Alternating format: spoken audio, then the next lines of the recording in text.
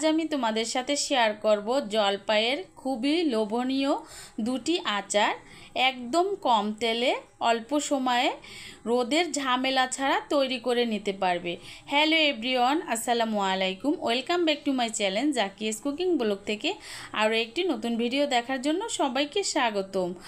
আজ তোমাদের সাথে শেয়ার করব, আগেই বলেছি, জলপাইয়ের খুবই লোভনীয় দুটি আচারের রেসিপি একদম অল্প সময়ে অল্প উপকরণ দিয়ে। তো বন্ধুরা, দেখা যাক কিভাবে তৈরি করি। তো দেখো, এখানে প্রায় 1 কেজি পরিমাণের জলপাই নিয়েছি। তো আমি দুটো আচারের জন্য প্রায় 1.5 কেজি পরিমাণের জলপাই নিয়েছি। তো একটা একটা করে ধাপে ধাপে তোমাদের সাথে শেয়ার করব। তো দেখো, আগে আমি বার্মির যে আচারটা তৈরি করব তার জন্য জলপাইগুলো আমি সিদ্ধ করে নিব। সিদ্ধ করার জন্য এখানে একটা ডেক্সির মধ্যে পানি নিয়েছি পরিমাণ মতো, এবং জলপাইগুলো সুন্দর করে ধুয়ে নর্মাল পানি দিয়ে লবণ, হলুদের গুঁড়ো আধা চা চামচের মতো, তারপরে এগুলো আমি সেদ্ধ করে নিব। একটু নাড়া দিয়ে ঢাকনা দিয়ে ঢেকে দিব।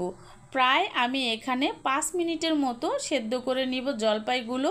5 মিনিট সেদ্ধ করলেই হয়ে যাবে, জলপাই কিন্তু বেশি সময় লাগে না সেদ্ধ হতে। তো ওদিকে 5 মিনিটের জন্য সেদ্ধ করতে দিলাম, আর এদিকে যে জলপাইগুলো কেটে নিচ্ছি দেখতে পেয়েছো তোমরা, এটা কিন্তু আমি জলপাইয়ের মোরব্বা তৈরি করব। তো ওদিকে ওগুলো সেদ্ধ হতে থাক, এদিকে এগুলো আমি তৈরি করে নিচ্ছি। তো দেখো বন্ধুরা, কিন্তু অল্প সময়ে অতি সহজে 2 ধরনের জলপাই আমি কিভাবে তৈরি করতেছি সেটাই তোমাদের সাথে শেয়ার করতেছি।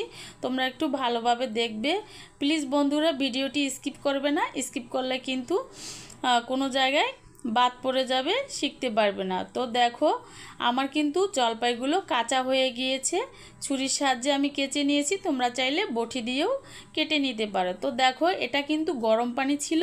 জলপাইয়ের গায়ে কিন্তু একটা কষ থাকে, তো কষটা আমি বের করে নিব। আর একটু লবণ কিন্তু দিয়ে দিয়েছি, দেখতে পেয়েছো। তো সবগুলো একসাথে মিক্স করেছি। দেখো, একটু কালো কালো পানি বের হয়ে এসেছে। তো একটা ঢাকনা দিয়ে ঢেকে জলপাইগুলো রেখে দিব। এগুলো কিন্তু রাখার কারণে জলপাইয়ের কালারটা চেঞ্জ হয়ে যাবে, যে একটা কষকষ ভাব থাকে জলপাইয়ের গায়ে সেগুলো কিন্তু বের হয়ে আসবে। তো আচার তৈরি করার জন্য এখানে পাঁচফোড়ন এবং শুকনো মরিচ নিয়েছি। তো আমার কিছু মশলা তৈরি করা আছে, এভাবেই আমি তৈরি করেছি মশলাগুলো, তাই এখানে আমি উপকরণগুলো একটু কমিয়ে নিলাম।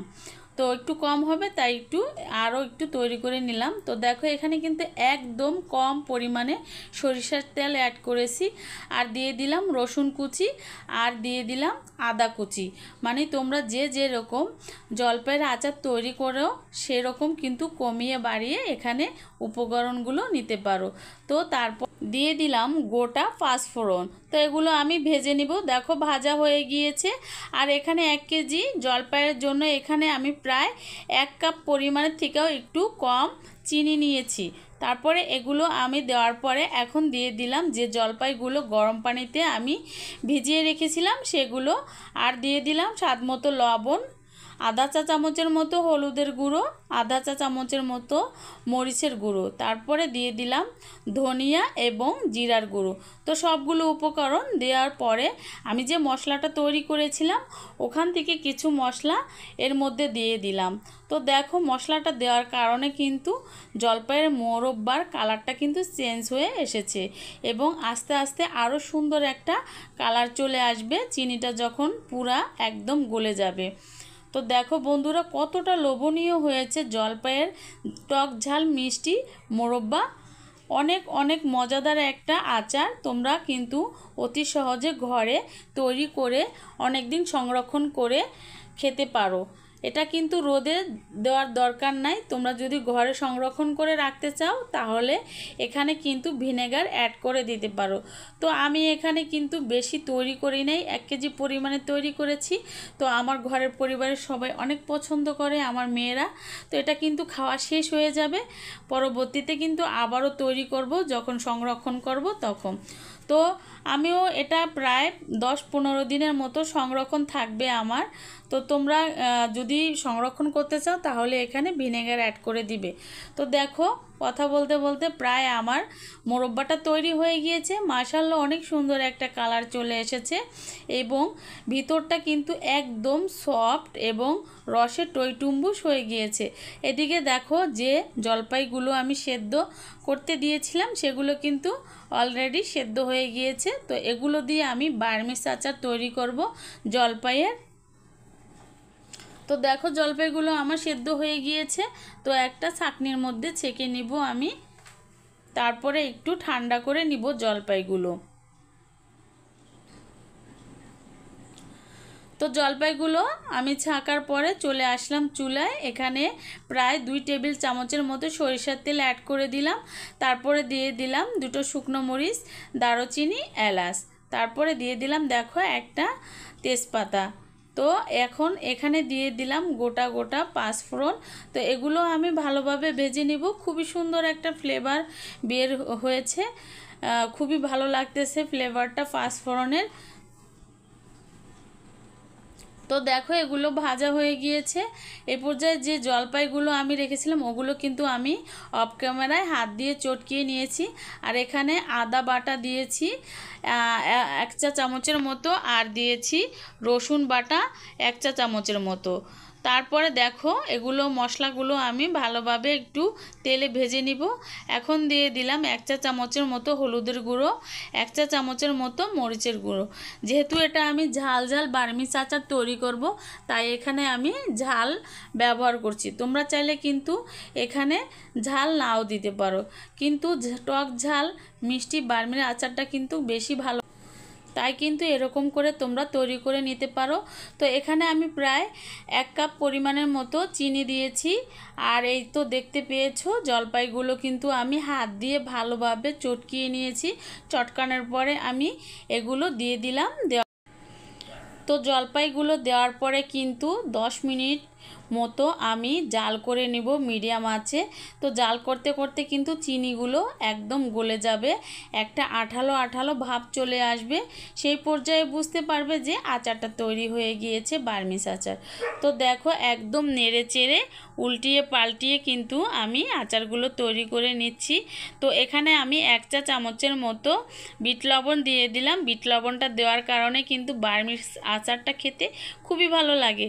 আর এই যে আচারটা দেখতে পাচ্ছ এখানে আমি প্রায় 2 চা চামচের মতো ভিনেগার দিয়ে দিলাম।